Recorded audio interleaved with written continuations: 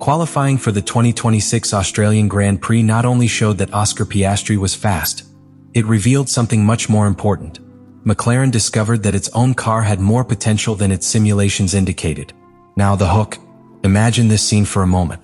Qualifying ends in Albert Park. McLaren engineers begin to review the telemetry of Oscar Piastri's MCL40, and suddenly something appears that doesn't fit anything they had seen all winter.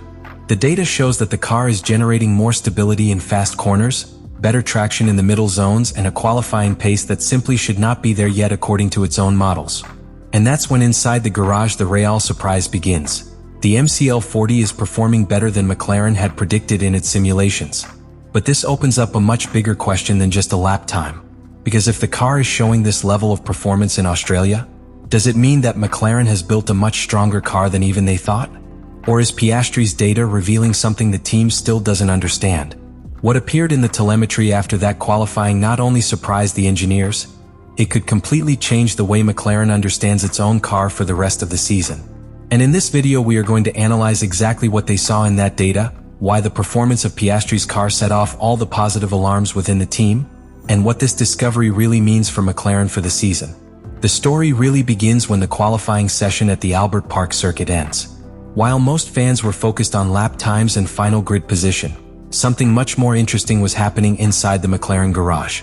Engineers began downloading the full data from Oscar Piastri's MCL40 to analyze each sector of his fastest lap, something that is part of the normal procedure after any session. However, as the telemetry began to be displayed on the screens on the wall and in the engineering center, an unexpected situation arose.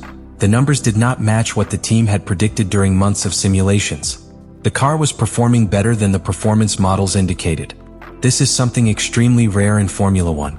Normally, teams arrive at the first race of the season with a very clear idea of the behavior of their car thanks to simulators, aerodynamic tools, and thousands of kilometers of virtual data. These simulations usually anticipate quite accurately the performance that the car will have on specific circuits. But in this case, the MCL40 was showing a level of performance that didn't appear in any of those internal predictions. When the engineers compared the real data with the winter simulations, they discovered that the car was generating much more stable behavior in critical areas of the circuit. The first point that caught our attention appeared in the fast-linked corners of Albert Park. These types of sections have always been a very demanding test for any Formula One car because they require an extremely delicate balance between downforce, rear axle stability, and driver confidence when entering the corner. What the data from Piastri's car revealed was that the MCL40 maintained downforce much more consistently than expected. Instead of showing small losses of stability or movements at the rear of the car, the telemetry indicated solid behavior that allowed Piastri to attack these areas more aggressively. This detail may seem minor from the outside, but within a Formula One team it is an extremely important sign.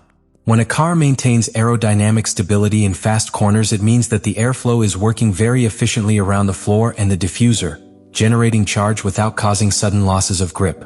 In other words, the car becomes more predictable for the driver, allowing more performance to be squeezed out of each lap.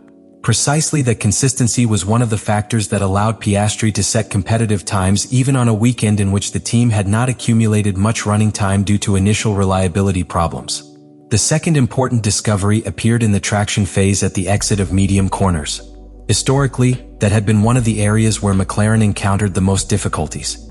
In previous seasons, the car could be fast in certain areas of the circuit, but suffered when the driver had to apply power when exiting a slow or medium corner. This weakness forced engineers to compromise the car's setup to find a balance between stability and performance. But something different appeared in Piastri's data.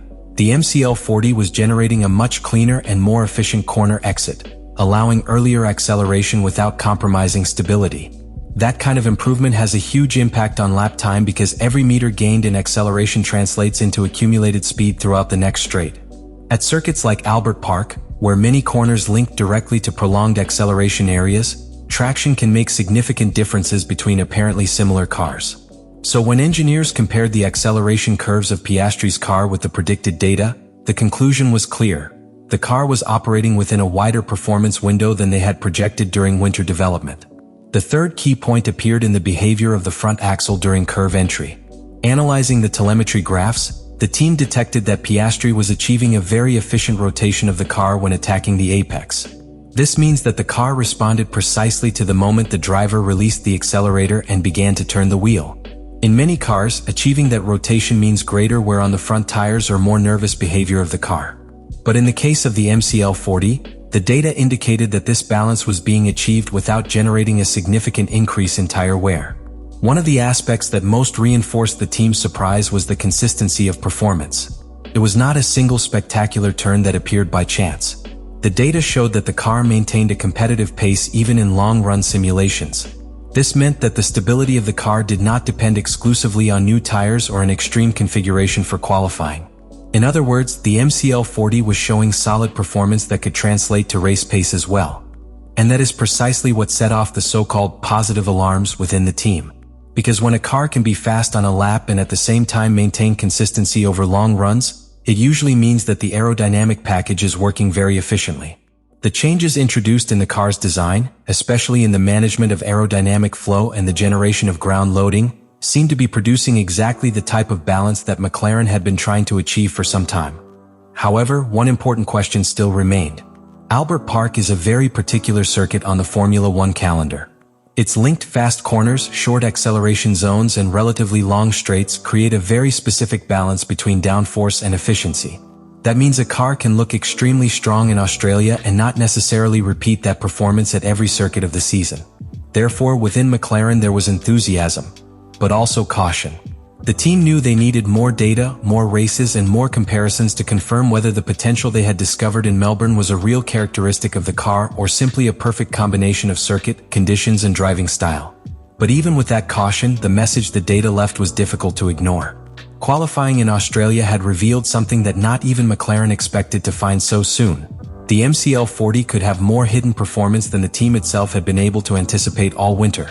And if that interpretation was correct, then McLaren's season could be about to take a very different path than many imagined at the start of the championship. This discovery has huge implications for the rest of the season. When a team understands that its car has more potential than it thought, the way the car is developed changes completely. Future updates are no longer designed solely to fix weaknesses, but rather to amplify strengths that the team may not have yet fully identified. In McLaren's case, what they saw in Australia suggested that the car's aerodynamic concept was working more efficiently than expected, especially in areas where fast cornering stability and corner exit traction are critical. But there is another equally important element in this whole story: Oscar Piastri. Because the data not only talked about the car, it also showed how the driver was exploiting that potential. Its ability to attack corner entry, manage car rotation, and prepare acceleration at exit was perfectly aligned with the behavior of the MCL40. That combination between driver and machine is one of the keys that often defines the real performance of a team. Sometimes a car can have enormous technical potential, but that potential only appears when the driver's driving style fits with the car's philosophy. And everything indicated that Piastri was finding exactly that point of connection with the car. However, what no one could deny was that qualifying in Australia had changed the way McLaren viewed its own car. Until then, the team believed that the car's true performance would emerge gradually as the season progressed. But Piastri's data showed something different. The potential was already there from the beginning, you just had to understand how to fully unlock it. And that is perhaps the most interesting part of this whole story. Because when a team discovers hidden performance in its own car, the season can quickly transform. What started as a simple qualifying session in Australia ended up becoming a very clear signal inside the McLaren garage. The MCL40 could have much more to offer than even its own engineers had imagined. In the end, what happened in qualifying in Australia left a very clear feeling inside the McLaren garage. The MCL40 had not only met the team's expectations, it had exceeded them. Data from Oscar Piastri's car revealed a level of fast cornering stability, more efficient traction, and overall consistency that was missing from preseason simulations. In other words, the car was showing potential that the team itself had not yet fully understood. However, the real test is still to come. Australia was only the first track on the calendar, and each circuit presented completely different challenges. McLaren will need to confirm this performance in different conditions, with different levels of downforce, and on tracks where tire management or straight line efficiency play an even greater role. Only then will they be able to know if what they discovered in Melbourne is a real advantage of the car or simply a perfect combination of driver, circuit, and conditions. What is clear is that Australia's classification left a very interesting message for the rest of the grid.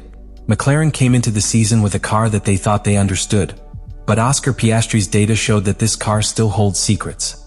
And if that potential continues to emerge as the team understands its own car better, then the big question for the rest of the championship will be inevitable. Are we simply seeing a good start to the season? Or are we witnessing the moment when McLaren discovers that it has a car capable of fighting much higher than even they themselves expected?